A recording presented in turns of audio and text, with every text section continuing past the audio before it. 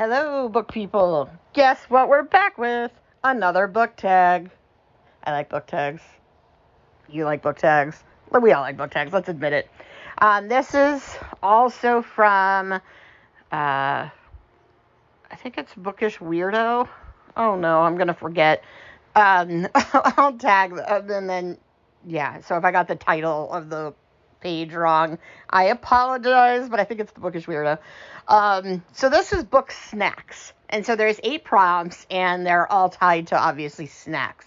So what I tried to do with this one for me is I feel like I talk a lot about the same book, so I tried to pick books that I don't think I've mentioned before in my sort of reviews, and so hopefully there'll be kind of a different list of books, so you're not like, oh look, she mentioned I'm thinking of ending things again, which I'm mentioning because I love that book, but at least it'll be something different. And you just mentioned it again. Yes, I did just mention it again. The purpose of not mentioning it. But there'll be new ones as well. And I don't know about Sir Chunk. You haven't really heard a lot about his favorite book, so maybe... I don't even know what this list is. It's snacks. We just discussed it. You said the word snacks. Okay, we'll see what it is. Okay, so he's not getting a lot of preparation for this. Okay, so the first question is, prompt 1 is sweet. The chocolate chip cookie of books. Pick a book that's warm-hearted, uplifting, and makes you less cynical about the world. So I picked actually an author, because I find a lot of her books, even though a lot of her books are even sad, Sarah Dessen's books to me are literally a chocolate chip cookie book. They're just fun and cute, and even when they're sad and they deal with like darker themes, they tend to just be really like positive and fulfilling, and you don't leave like shaken or anything by her books. They're not cheesy, you know, they're still, I would say, you know, decent. Like, they're not like super cheesy, over the top, ridiculously happy, but they just make me happy. This is a good, if you're looking for like a summer read that's light but also like has some potency to it, that's why I like Sarah Dessen, because she doesn't shy away from like deeper themes, you know, like domestic violence or grief, or, you know, she deals with real themes, but she does it in a way that's it's not overwhelming, and so they're just really nice reads, and so like I feel like they're like chocolate chip cookies. What about you, Sir Chunk? Well, I like chocolate chip cookies.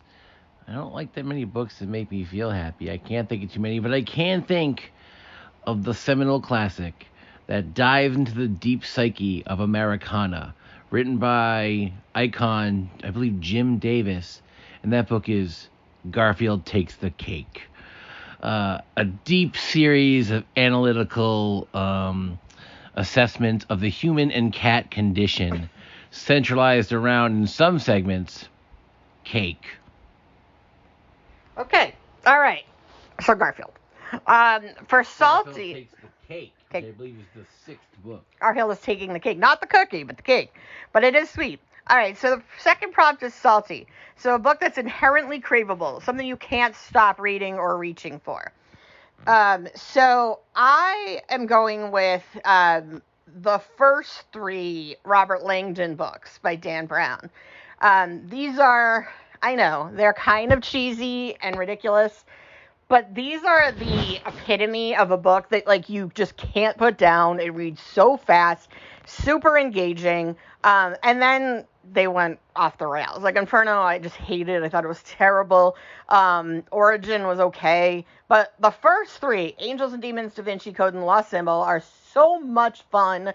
Like, I was actually just thinking recently, so I was like, I really need, like, another good Dan Brown book. Like, these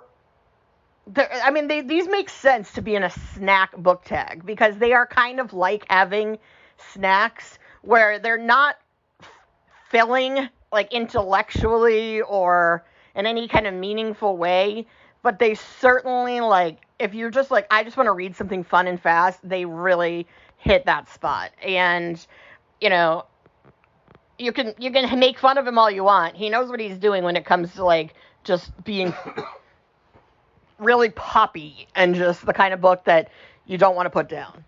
Poppy's a little sloppy. I haven't read Lost Symbol yet, but I like Angels and Demons quite a bit. So I guess the book that I can go back and read a lot, I'm going to pick a book that I actually have gone back and read a ton, and it reads super fast, and I can chomp on those delicious, tasty lines all the time. It's Fahrenheit 451 by Ray Bradbury. What a tangy, delicious, salty treat. I've probably read that book 10 to 15 times, and every time I go to read it, I blow through it. Sometimes like, I'm just going to reread these 2 pages for like class, and I read like 40 pages, and I'm like, I read too many pages. It's delicious! All right, so prompt number 3 is cheesy. Like Cheeto dust, you can't escape the cheese. Pick a book you love because of or in spite of its cheesiness. So this is easy for me. The scariest book I have ever read is the dumbest book probably one of the dumbest books I've ever read. It is this very cheesy teen, it's not even teen, I feel like it's like middle grade horror novel that I read when I was a kid, and for some reason this has scared me more than I have read, like all the Stephen King, Dean Koontz, all the big horror writers. I've read disturbing horror, I've read dark horror, and they never scare me. Like nothing, like some things creep me out, but I don't get really scared. I mean, Pet Sematary did, but for some reason, A Deadly Game of Magic by Joan Laurie Nixon terrified me. I don't understand even when I read it now, I find it like just so creepy, but it's so cheesy. Why it scared me, I really can't place it. But this is about as cheesy as you can get, and I loved it. I still love it. I love all of these like cheesy like 80s and 90s horror, but this one absolutely takes the cake for me. Not like Garfield. Yes, Garfield's We Love the Chocolate Chip Cookie. Cheesy. This is difficult. I had one in mind. I think maybe cheesy's not the right way to describe it. So I'm going to go into the Wayback Machine, and I'm going to go with a combination of Judy Blume's Tales of a Fourth Grade Nothing and or Super Fudge. Because, they're fun books for the age, but they got a lot of corniness to it, all the sort of like how things work out. Although I will say I had an overwhelming hatred for that Super Fudge character. I literally wanted to do him bodily harm. So I'm not so sure if cheesy's the right mood, but I would dunk his head in a pool of boiling nacho cheese and sear off his flesh. So cheesy. Well, that actually did sort of strangely, in a very corrupt way, transition us into our next one, which is deep fried. And the prompt for deep fried is: you bit too soon into the hot batter and got burned. Pick a book that hurt to read. And so I'm not sure if this was supposed to be like painful in terms of like you hated it and you thought it would be good and it just was like awful, or just like that was painful and emotionally, damaging. So I went with emotionally damaging, and I picked Elizabeth Scott's Living Dead Girl. And this is probably still the most disturbing book I've ever read. What's funny is Elizabeth Scott was this like YA silly cutesy romance writer, and then she just decided like, I'm gonna write this book, and this book is about a man who kidnaps a young girl. I think she's like 8 when he kidnaps her, and rapes her and sexually abuses her through the whole book, and it's very graphic, and it's described from the 8-year-old's perspective, but she's like 12 or so now, and now he feels like she's too old and he is no longer interested in having sex with her, so she is helping him find another little kid to kidnap, and then eventually he'll murder her and rape this other girl, and it's so disturbing. And I'm like, this, and it came from this author. So imagine if you were like, I'm going to read all these fun YA romance books. I'll pick up her new, what is this? Is not what I was anticipating. So if you want one of the most disturbing, it's very well written. I mean, it's graphic, but not, like to the point where it's like, it's not meant to be like exploitative. It's obviously portraying him as awful, and it's meant to be, obviously scary. But it is so dark and the most disturbing book. And talk about hurting to read. Like, I have a friend who's a librarian, and she used to describe books like this as freezer books. because they're so disturbing, and at certain points you just can't take it anymore. So you put it in your freezer until you can deal with it. And so this is one of those books. Like, it's really short. It's only a couple hundred pages, but it's the kind of book that I'm not sure you want to read in one sitting, because it's going to make you physically ill. I think I read the Golden Book version of that. Yeah. So in my few seconds of prep time, there are a few things I debated on in this particular category, but I think I'm going to do a combination of both hard to read for content and hard to read for just crappy slowness, and that's going to be the overwhelmingly disappointing Sheltering Skies The Sheltering Sky by, I believe, Paul Bowles. So this is a book I saw on a best of all time list, and I was like, I love reading books on best of all time list, and it is just this slow, dreary, miserable sack of garbage where at one point a girl gets kidnapped and raped to the point where she becomes a big fan of her rapist, and I'm sure everyone agrees that's stupid as hell. It's also just like a pretty bad book, to be honest, so I don't know why it's on these top lists. I think just to ruin people's lives, so that's my pick. All right, so moving into ice cold, which again is a good transition here. Sometimes the snack you want can only come from the deep freezer. Pick a book that transports you to a cold place. So this was a fairly easy one. I'm going to go with The Shining. I mean, you don't have too many books that use setting as effectively as The Shining. I mean, Shining is one of those books that, if it was set anywhere else, it wouldn't work. And if it wasn't putting as much emphasis on the setting, I don't know that it would work. I mean, the setting is a huge part of the story, because obviously he's starting to go insane, being trapped in this massive hotel, but in the middle of nowhere. No one can get to them. They're stranded in the snow. So yeah, I mean, it kind of reminds me, I don't know if anyone's seen that movie Insomnia, which was Christopher Nolan movie before he was, everybody was obsessed with Christopher Nolan.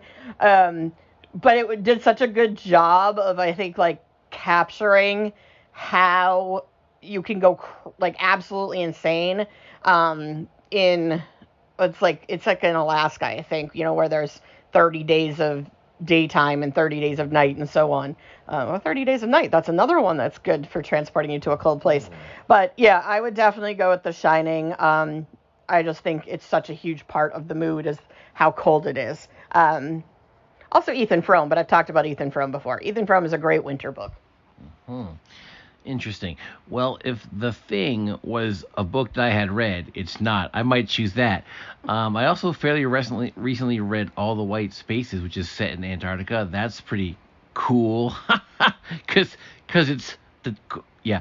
But I'm going to go with Zombies, but spelled with an X. Looks like it's X Zombies. I forget who wrote it, but essentially everyone runs to Antarctica because zombies don't do well in the cold. They ride around in the sub. They're all freezing to death. It's very icy. Good times.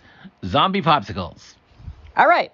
So number 6 is sour. Some things are too sour to keep a straight face. Pick a book that made you make faces while you were reading.